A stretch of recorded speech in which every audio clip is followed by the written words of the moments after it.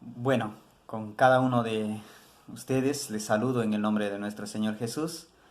Que la paz y la misericordia de Dios esté con cada uno de sus hijos en el mundo entero. Para cada uno de nosotros, los oyentes, en este momento vamos a hacer un estudio de la palabra de Dios, cuyo tema es el raquitismo espiritual. ¿En qué consiste? ¿Cómo uno llega al raquitismo espiritual? ¿Cuáles son las consecuencias y cómo podemos salir? En estos tres puntos está basado nuestro estudio. Para ello vamos a tomar la palabra de Dios. Es el mejor consejero que podemos encontrar. Es la voz del Espíritu Santo, dice así. Pues en el estudio de la palabra de Dios vamos a encontrar tres cosas muy importantes, ¿sí? Según segunda de Timoteo capítulo 3 verso 16, vamos a encontrar que la palabra de Dios hace tres cosas maravillosas en cada uno de nosotros. Dice, nos enseña, nos exhorta y nos instruye. Maravilloso. Tres cosas interesantes. Nos enseña, exhorta y instruye. Nos enseña de las cosas que nosotros no conocemos. De eso nos enseña. Y nos exhorta porque cuando ya hemos conocido aquellas cosas que nos ha expresado la palabra de Dios, muchas veces no lo ponemos en práctica, ¿verdad?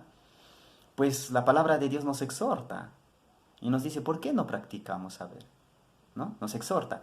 Y no solamente nos exhorta, sino que también nos instruye. Nos dice, así se tiene que hacer. Estas cosas son así. Es un maestro completo que te enseña, te exhorta y te instruye. Según segunda de Timoteo capítulo 3 verso 16. Entonces, ahí vamos a encontrar muchas maravillas, grandes beneficios para el ser humano, para la sociedad y para todos la humanidad. Si fuéramos instruidos, enseñados por la palabra de Dios, la sociedad sería otra. Pero sin embargo son pocos los que abrazan la palabra de Dios y usan como su consejero.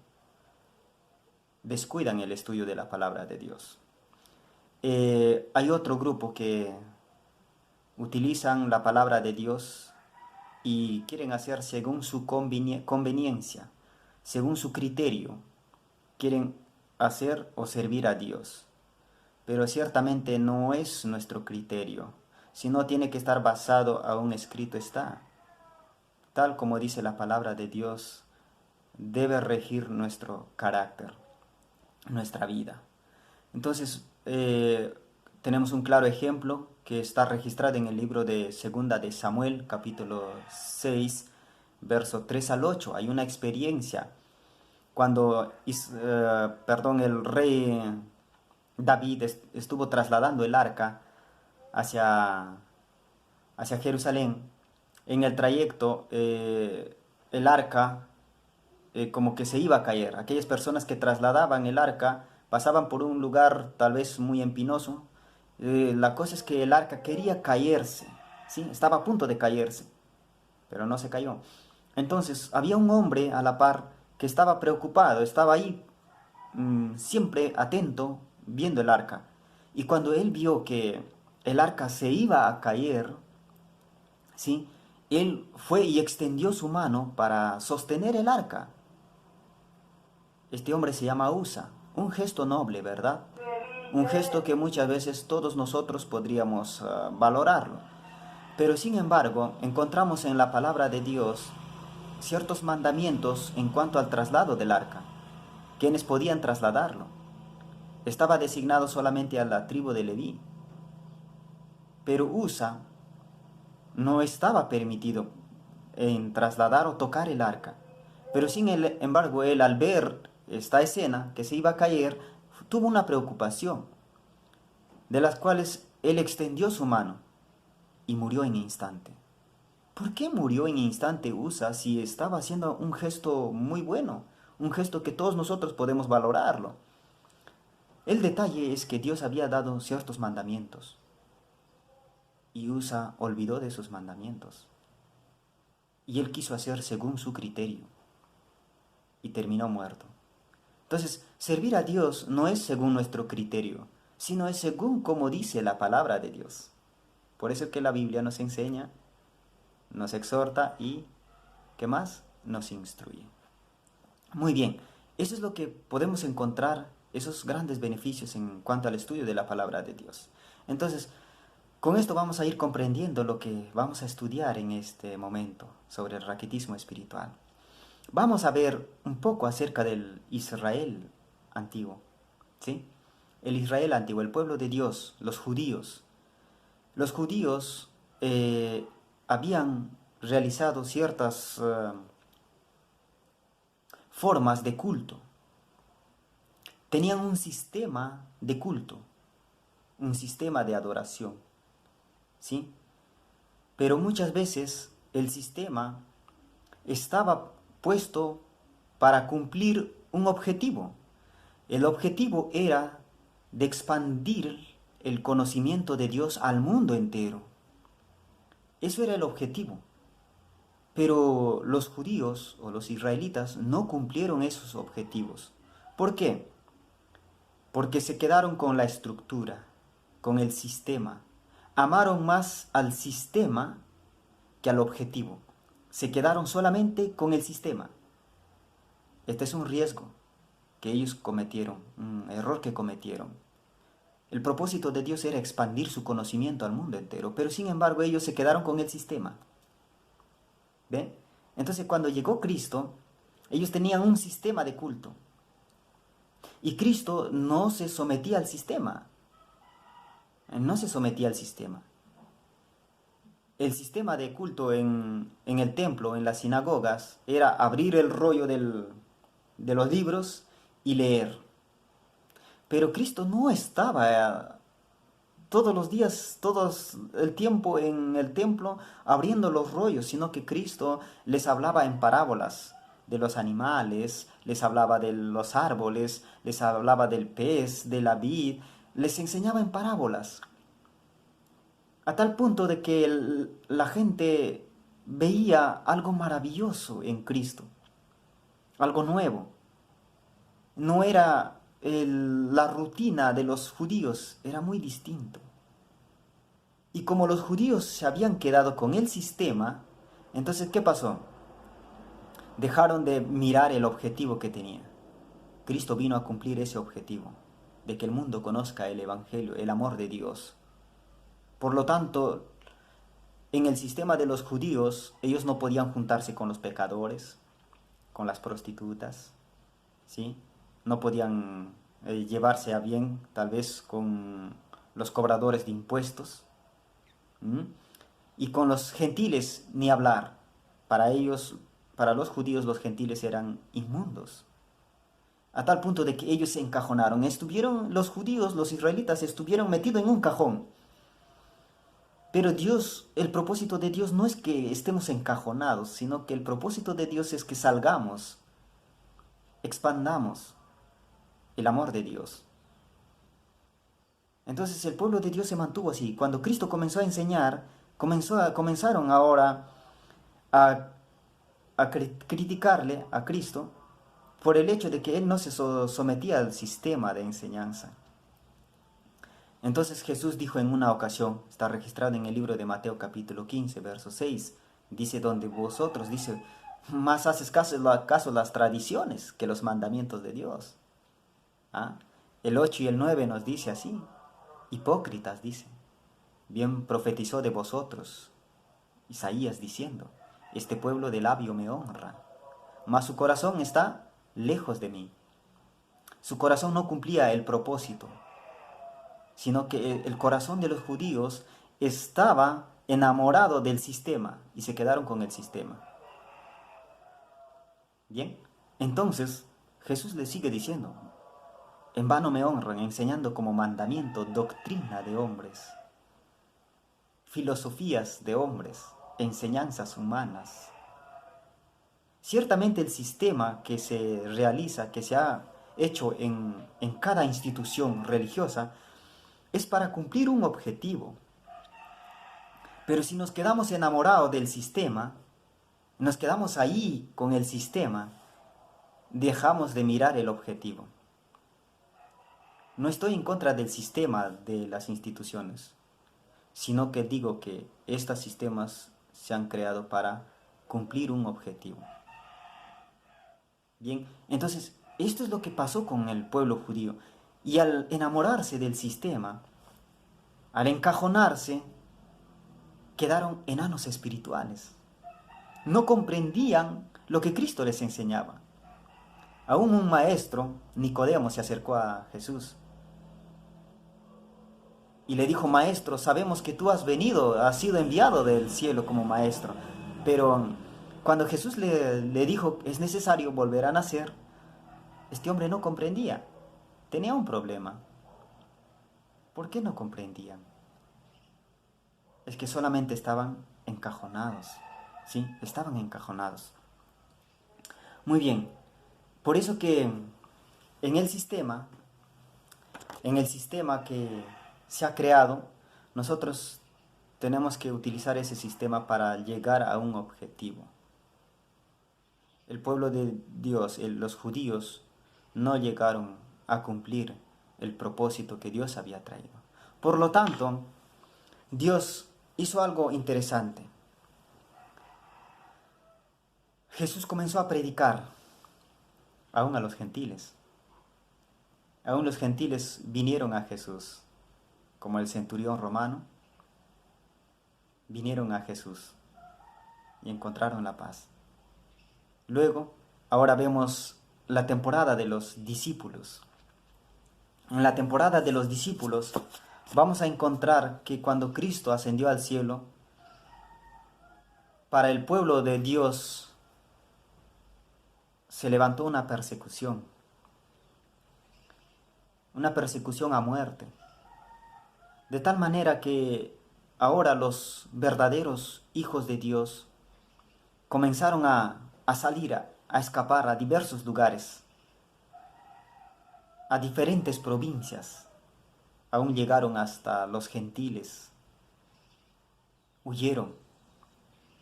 Pero al huir, ellos llevaban las verdades que ellos habían conocido. De esta forma, Dios estaba cumpliendo el objetivo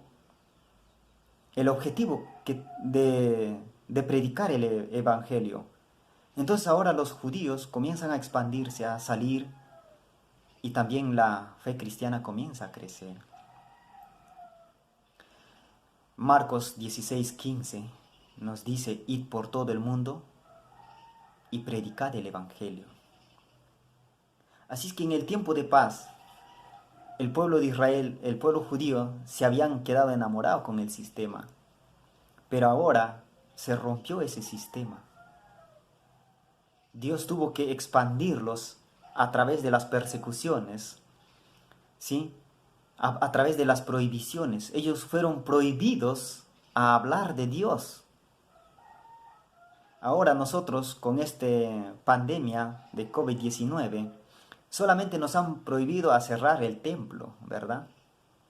Pero no nos ha prohibido hablar del amor de Dios. Pero llegará el tiempo en que nos va a ser prohibido. Pero ahora, ¿qué estamos haciendo? ¿Cómo hemos estado durante este tiempo nosotros? ¿Enamorados del sistema y encajonados? ¿O hemos cumplido el objetivo? Este es un análisis personal. Tienes que hacer un análisis personal. ¿Cuál era nuestra situación? Entonces, según el libro de Hechos, capítulo 11, verso 2, vamos a encontrar la conversión de los gentiles. Los gentiles comenzaron a creer en aquel Cristo resucitado. El verso 20 en adelante vamos a encontrar, en el verso 8 al 10, el capítulo 19, el verso 19, vamos a encontrar acerca de un concilio en Jerusalén. Los discípulos de Jesús tuvieron que hacer un concilio. ¿Por qué? Porque los gentiles, recibían la palabra de Dios y Dios los recibía como hijos suyos. Pero los gentiles no se sujetaban a ciertas tradiciones o a ciertos sistemas que se había creado en los judíos. Ellos ya no hacían caso a la circuncisión, ¿eh? Las fiestas. Ellos no les interesaba esas cosas, esa forma ese sistema. No, ellos no les interesaba. Ellos aceptaban a Cristo y aceptaban a Cristo de corazón. Y entonces en el concilio llegan a hacer una conclusión. Pedro explica lo que había pasado, había tenido una experiencia con los gentiles, con el centurión. Pablo y Bernabé retornaron de su gira y les explicaron a los discípulos que cómo los gentiles creían. Y llegaron a la conclusión y dijeron, no le pongamos trabas. Si ellos sirven y aceptan a Cristo, ¿qué hacemos nosotros poniéndole trabas? Así que dejémosle. Si el Señor les ha recibido, es porque el Señor les ha recibido. Así que Dios estaba cumpliendo su propósito de predicar el Evangelio. Los discípulos determinaron ya no a seguir imponiéndole estas cargas tan pesadas que ni ellos mismos podían llevarlo. Y que los fariseos en sus tradiciones, en sus costumbres, pusieron cargas tan pesadas que era difícil de llevar. Y así es que los gentiles no se interesaban mucho por esas cargas. Ellos aceptaban a Cristo.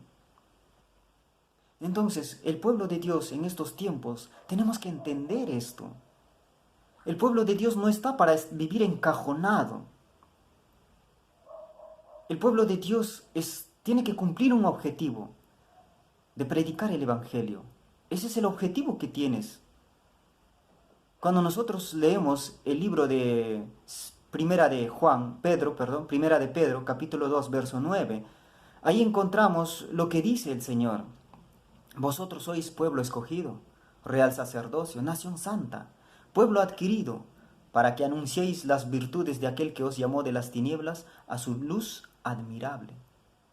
¿Para qué? Para que anunciéis las virtudes de aquel que os llamó de las tinieblas a su luz admirable. Ese es el objetivo. Hermano, el objetivo no es que estemos encerrados en un templo de 4 paredes, sábado tras sábado, las noches de culto ahí celosos. No es eso servir al Señor. Servir al Señor es ir y predicar, ir y enseñar. ¿Hace cuánto que no enseñamos? ¿Hace cuánto que nosotros no tenemos un estudio, un discípulo? Id y haced discípulos, dice la palabra de Dios. ¿Dónde están los discípulos? Nos hemos encajonado. Estamos encerrados. Nos hemos encerrado. Pues ahora Dios está redefiniendo con cerrar nuestros templos y abrir las iglesias en cada hogar.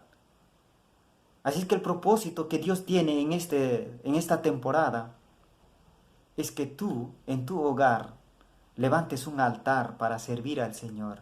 Y los que te rodean, como tus vecinos, tus hermanos, tus familiares, llegan a conocer el amor de Dios. Eso es el propósito de Dios. No nos quejemos porque se nos cerró el templo.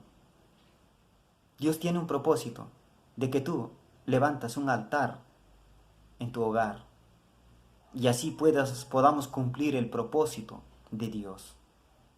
Si nosotros encontramos en el libro de Hebreos, vamos a encontrar en el libro de Hebreos, capítulo 5, verso 11 en adelante, vamos a encontrar algo interesante. Donde Hebreos dicen, por lo cual tenemos mucho que decir y difícil de describir. El apóstol Pablo menciona de esa manera. Dice, del cual tenemos mucho que decir, hay mucho que hablar, pero difícil de describir. ¿Por qué para Pablo era difícil de describir? Sigue diciendo, por cuanto sois tardos para oír. El pueblo judío era tardo, no comprendieron, se enamoraron con el sistema, pero no vieron el objetivo. La iglesia de Dios en estos tiempos también posiblemente estemos enamorados del sistema, somos celosos con el sistema, pero hemos olvidado el propósito de predicar el Evangelio. Entonces dices, son tardos para oír, porque debiendo ser ya maestros, por causa del tiempo tenéis necesidad de que se os vuelven a enseñar cuáles son los primeros rudimentos de la palabra de Dios. Aquí hay un grave problema y el diagnóstico es raquitismo espiritual. Este pueblo no creció. Este pueblo se quedó solamente con los primeros rudimentos, con el ABC de la enseñanza. Se quedaron con el ABC. No investigaron, no crecieron más. Se quedaron con el ABC.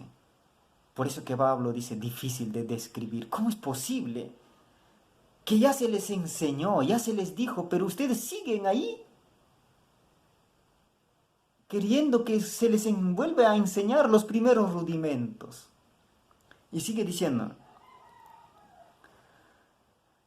dice, y habéis llegado a ser tales que tenéis necesidad de la leche y no de alimento sólido.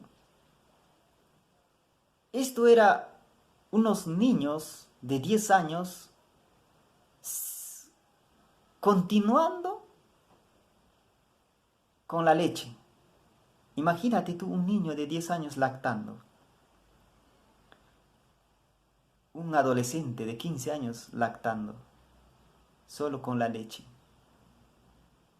Yo creo que estaría más enfermo este niño. Porque solo la leche no es el alimento completo para el ser humano. Por eso les digo, el diagnóstico es el raquitismo espiritual. A este pueblo se le tenía que repetir. Nosotros como cristianos, como hijos de Dios, sabemos cuál es nuestro deber como cristiano. Uno de los deberes es predicar. El orden, la puntualidad, la alimentación, los mandamientos, los diezmos. Son principios que están establecidos, pero esperamos que aún nos siga repitiendo. En el templo tenemos que poner afiches, anuncios, y en el plan de trabajo tenemos que seguir poniendo ahí la puntualidad, 8:30 de la mañana, y seguimos llegando a las 11 de la mañana. Reverencia en el templo, callen delante de Dios toda la gente, y somos más irreverentes. Ya tenemos años en la fe, pero esto no nos cambia. Tenemos que hacer un plan de trabajo, un montón de plan de trabajo, con la finalidad de que crezca nuestra espiritualidad. Pero eso no va a hacer crecer, por más que te traigan ahí miles de planes, no vas a crecer, a menos que tú no tomes conciencia y digas, yo tengo que crecer. Todos estos planes serán en vano, ciertamente son en vano. Tú y yo lo sabemos. No hace crecer nuestra vida espiritual. Para crecer nuestra vida espiritual necesitamos una comunión constante con Dios. Tenemos que mirar cuál es el objetivo. ¿Cuál es el objetivo que tenemos nosotros? ¿Cuál es el objetivo que tiene? ¿Cuál es el objetivo que Dios tiene para ti? No es encerrarnos en 4 paredes, sino es anunciar las virtudes de aquel que nos llamó, las virtudes de Cristo. El mundo debe conocer el amor de Dios, pero el mundo no conoce, tiene un concepto equivocado. Es que nosotros mismos estamos enamorados del sistema y no del propósito. A tal punto que nosotros podemos explicar de la siguiente manera. Cuando nosotros nos vamos a un supermercado y queremos hacer compra, no es que tú llegas y agarras un objeto y lo compras rápido, ¿verdad? tenemos la tendencia de mirar, observamos cuál está bonito, qué debo comprar. Y ciertamente aparece algo que a todos nosotros nos pasa. Viene un vendedor, ¿verdad? El que atiende viene y te saluda amablemente, cortésmente, sonriente, y te dice: ¿en qué te podemos ayudar? ¿Y tú qué dices? Estoy mirando, ¿verdad? Estoy observando, estoy viendo. Sigues caminando, aparece otro vendedor y te dice: ¿en qué te podemos ayudar? Nuevamente se acerca amablemente, gentilmente se acerca. Pero tú sabes, tú entiendes que esto solo quiere vender su producto. No se acerca porque quiere hacerte el bien a ti, sino solamente por querer vender su producto. Eso tú lo sientes. Sigues caminando y aparece otro vendedor. Y lo mismo. Te molesta, ¿verdad? Te incomoda. Y llegas a decir que para mirar necesito ayuda. No necesito ayuda. Ciertamente cuando nosotros estamos desconectados de Cristo y cuando viene un plan y si nos dice tienes que hacer el trabajo misionero, cuando tú vas sin el Espíritu de Cristo, serás como este vendedor. Y cuando tú tocas una puerta, la gente rápidamente va a entender que tú solamente vas para llevarles ciertas prohibiciones. Ah, te dices como cualquier otra persona. No sienten ellos, no sienten porque tú estás desconectado de Dios. Cuando nosotros estamos conectados con Dios, es como cuando Cristo estaba en comunión con su Padre. ¿Cuál era el resultado? El mundo se le acercaba a Cristo. La gente iban a Cristo, acudían a Cristo. Sus enseñanzas eran tan maravillosas que multitudes iban a Cristo en busca de Cristo. ¿Quién viene a buscarnos a nosotros, que somos cristianos? Nosotros tenemos que ir. Jesús no le decía a sus discípulos: ¿sabes qué, Pedro? Anótate la dirección y el número de teléfono de fulano de tal, para seguir visitándole, animarle y hacerle crecer. No, no es así. Cristo no hacía eso. Cristo simplemente mostraba su simpatía, mostraba su amor, mostraba su cuidado. La gente se sentía de Cristo un Cristo que estaba supliendo sus necesidades. Ese es el trabajo. La gente debe comprender que tú vas para ayudar, para sostenerle en sus necesidades. Cuando ellos sienten eso, entonces aceptarán, te aceptará tus consejos, tus enseñanzas. Pero si vamos desprovistos de este amor de Dios, simplemente seremos como un vendedor. Por eso es que muchas veces todos los trabajos que hacemos no se lleva a cabo, porque solamente somos simples vendedores. Pero el Señor nos llama a nosotros a no ser simples vendedores, sino a llevar y expresarle amor, simpatía, a que le expreses tú tu preocupación por ellos. Entonces ellos sentirán de que tú estás a su lado para sostenerle. Eso sintieron de Cristo. Por eso que el trabajo de Cristo era enseñar, predicar y sanar. Muchos enfermos acudieron a Cristo. Hoy en el día el mundo está enfermo. ¿Por qué no acude a nosotros? Es porque estamos desprovistos del amor y la misericordia de Dios. Entonces el Señor nos llama a esto. ¿Por qué nosotros estamos en esta condición? Porque simplemente fuimos celosos y encajonados bajo cuatro paredes. No hicimos más. Creímos de que al estar ahí estábamos sirviendo a Cristo. Realmente eso no es servir a Cristo. No es servir a Cristo. Hemos vivido con la espiritualidad prestada. ¿Por qué digo esto?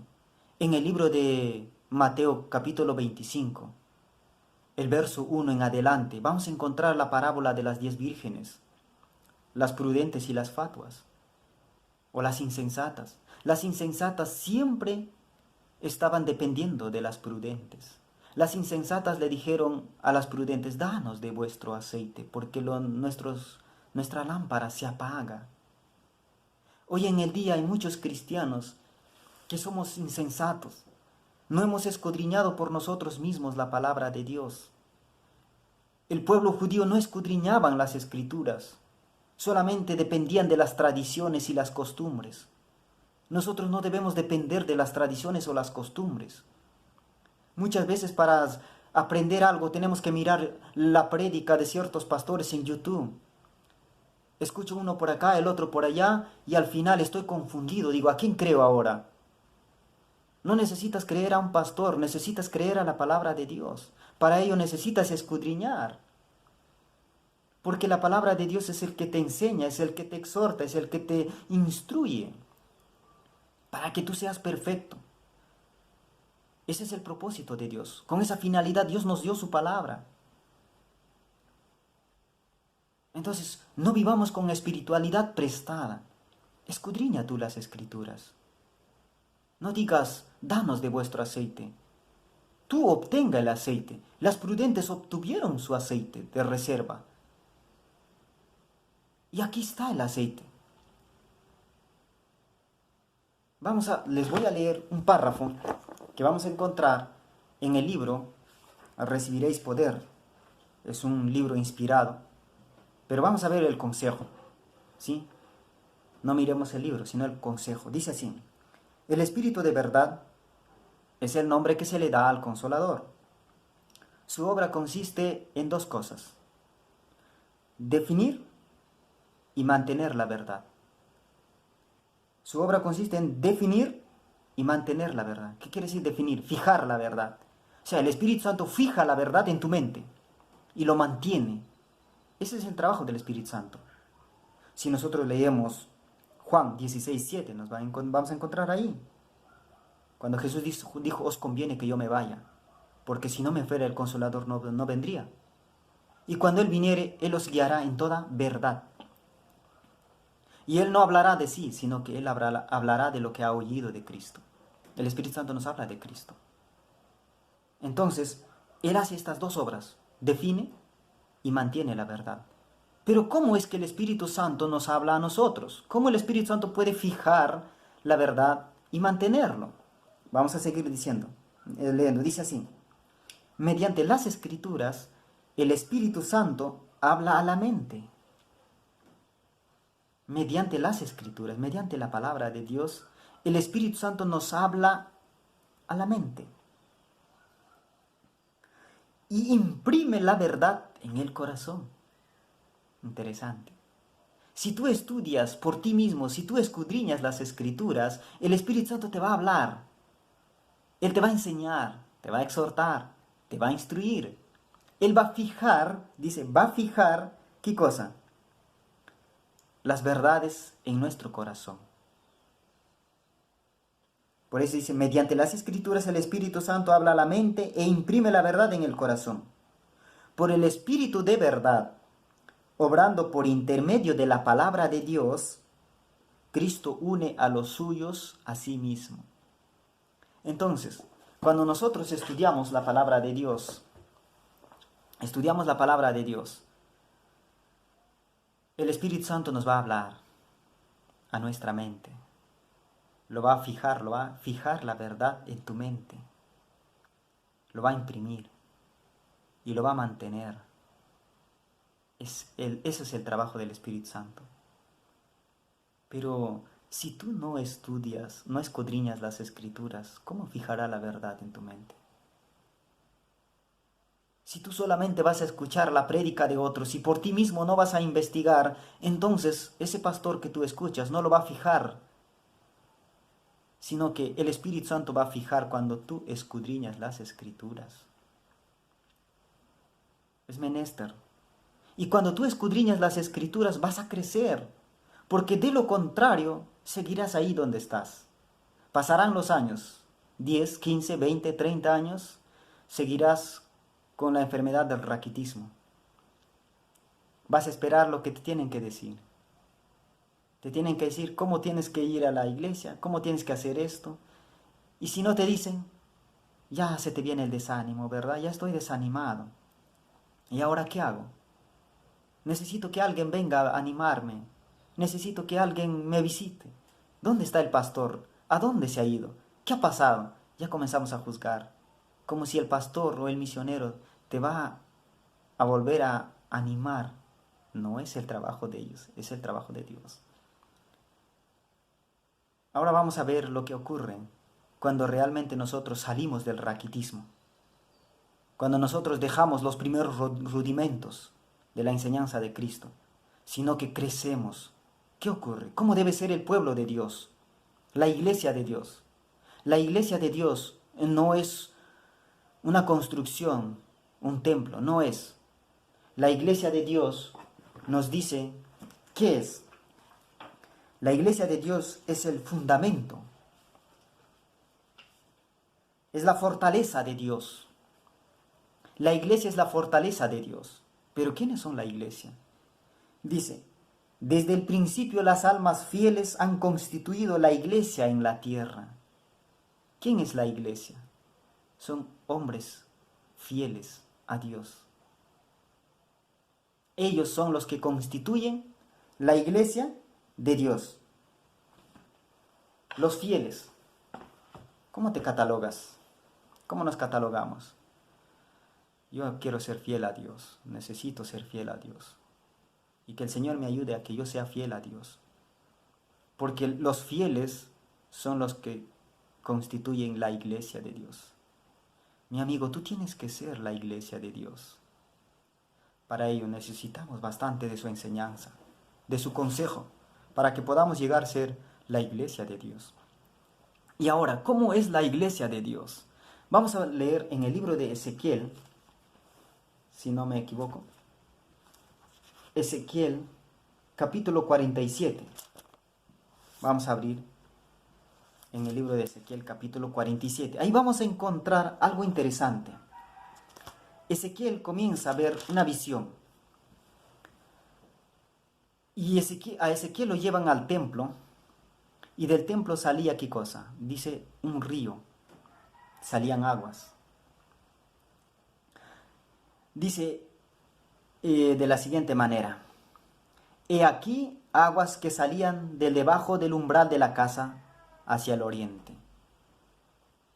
Y las aguas descendían de debajo hacia el lado derecho de la casa de Dios, justamente al sur del altar.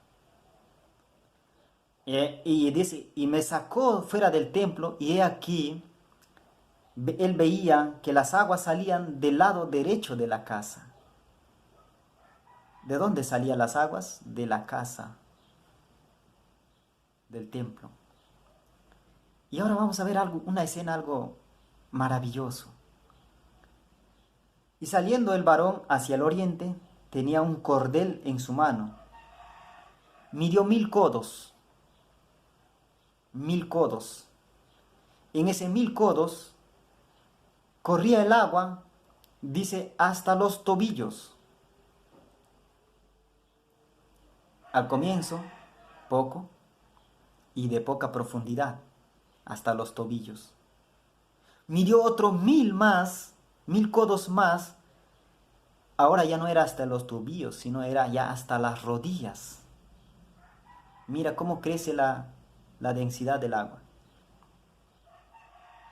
Mide otro 1000 más, ya no es hasta las rodillas, sino hasta los lomos. El agua crecía. Midió otro 1000 más y ya no podía cruzar. Ya no era posible cruzar ese mar, ese río. Ya no podía cruzar. Y el que nadaba en ese río tenía vida. Y entonces ahora a Ezequiel lo manda nuevamente, lo hace retornar por las riberas de ese río. Y observa algo interesante. Observa muchos árboles frutales. Qué escena maravillosa. Pueden captar lo que dice Ezequiel, la visión de Ezequiel. comenzó a salir en pocas cantidades, ahora ya era el agua en mayor cantidad. Bien, ahora vemos que al hacer retornar a Ezequiel, Ezequiel observa algo interesante. El río había dado efecto. Las plantas crecieron a cada lado del río. Las plantas crecieron.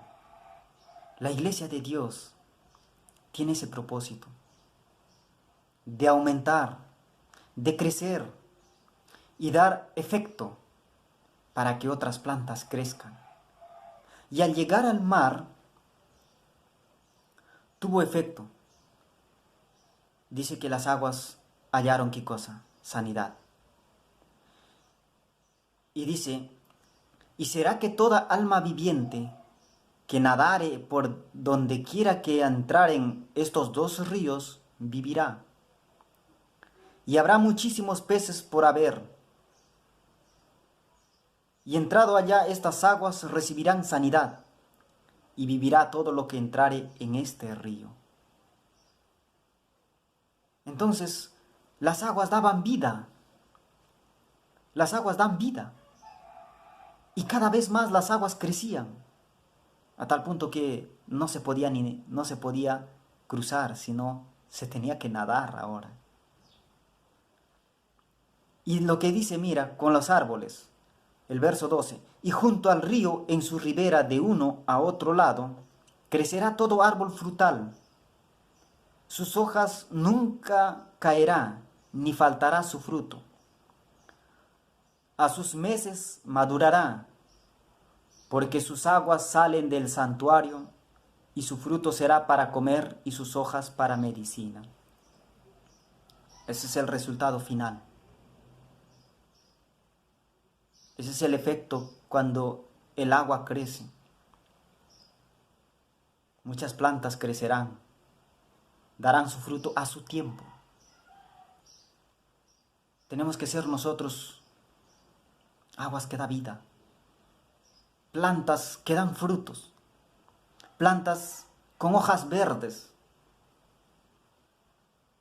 Un árbol con hojas verdes, sin fruto, sigue siendo árbol, porque bajo sus sombras puede albergar a muchos del intenso calor de las dificultades.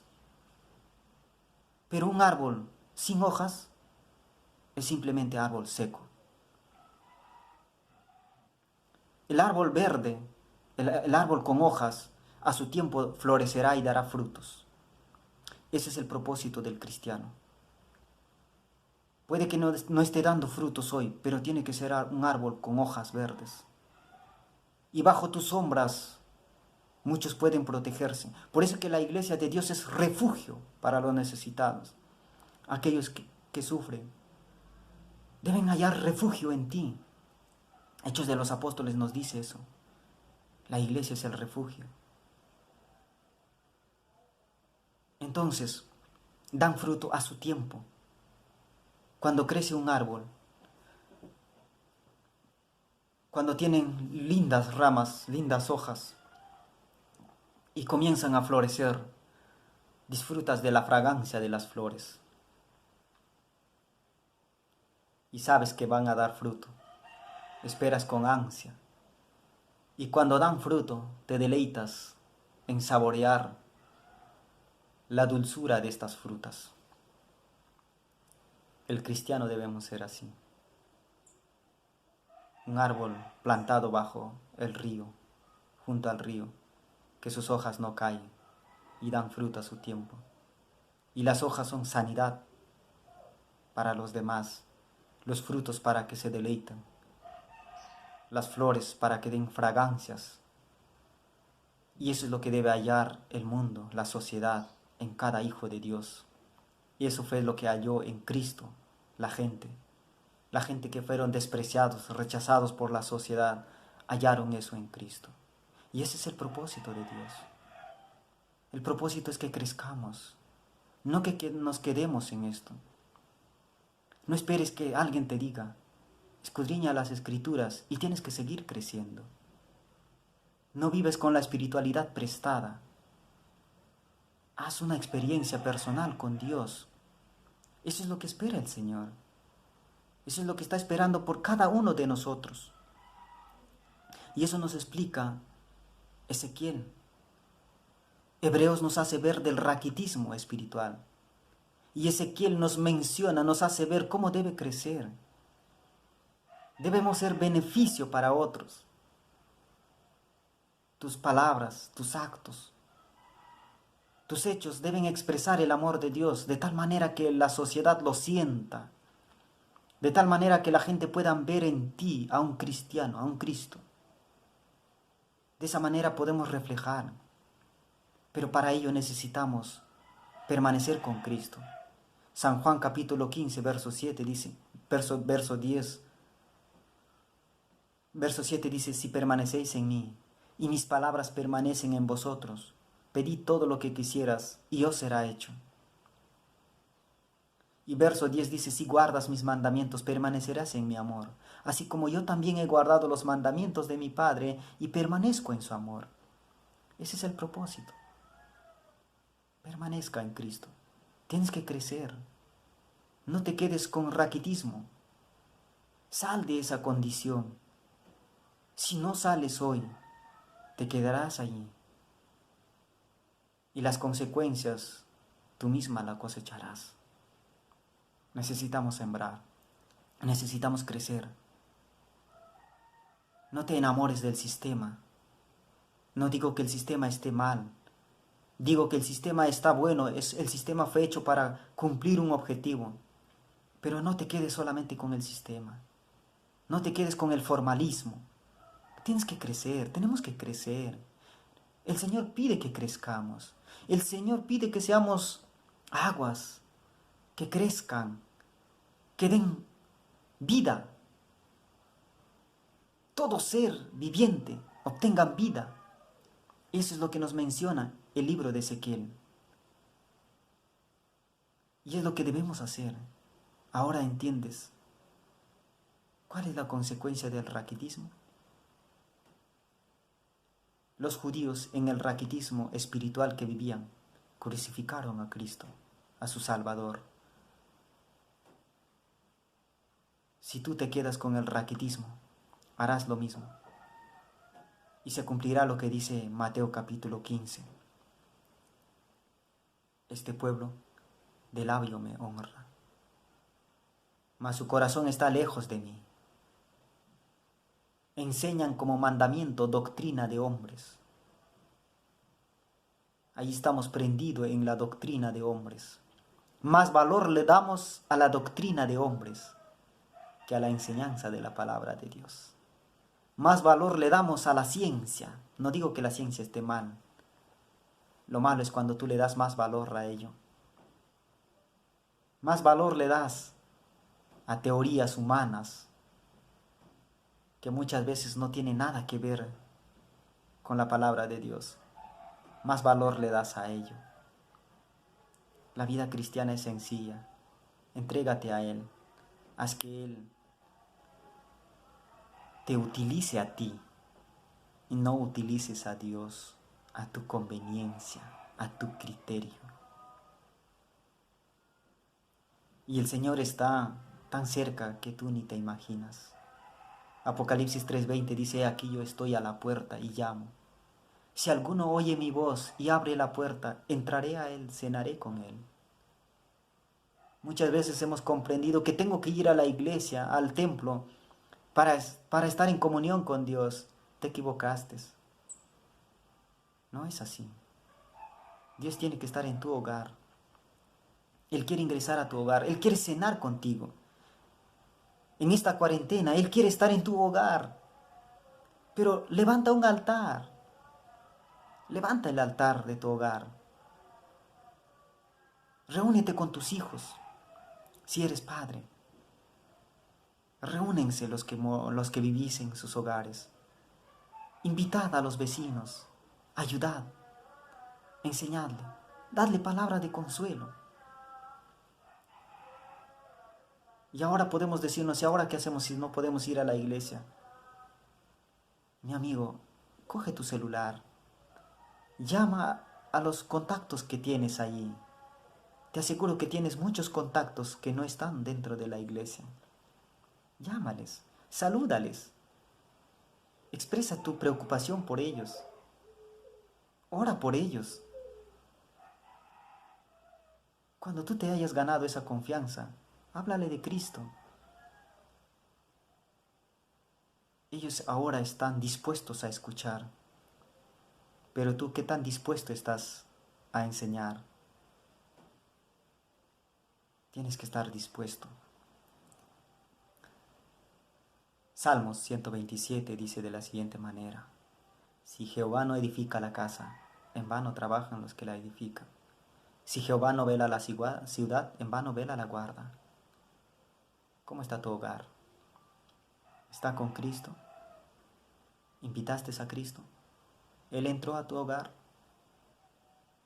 Si Él entró a tu hogar, te aseguro que crecerás. Y si no entró todavía, invítale. Te hará crecer, te enseñará, te exhortará para tu bien, te instruirá. No es alguien que nos dice simplemente haz esto y no te enseña. Él te dice haz esto pero también te enseña. Eso lo vas a encontrar en la palabra de Dios. Mi amigo, te invito a que busquemos la palabra de Dios. Puede que no estemos yendo a una iglesia, pero puedes hacer algo interesante. Puedes doblegar tus rodillas y hacer una oración en el lugar donde tú te encuentras. Si te encuentras en tu cuarto solo, sin que nadie te ve, puede ser que tengamos el orgullo ahí en nosotros, y el orgullo no nos hace doblegar nuestras rodillas. Pero si estás en un lugar donde nadie te ve, doblega tus rodillas y exprésale a Dios lo que realmente eres y sientes. No necesitas limpiarte para acercarte a Cristo. Necesitamos ir con toda nuestra suciedad. Acércate y dile: Señor, yo soy así. Yo no sé amarte. Yo no sé quererte. Yo no sé servirte. Yo no sé nada. Pero quisiera que tú estés en mi hogar, en mi corazón. Te apuesto que Él abrirá las puertas. Él hará la forma de que Cristo ingrese a tu hogar, a tu corazón.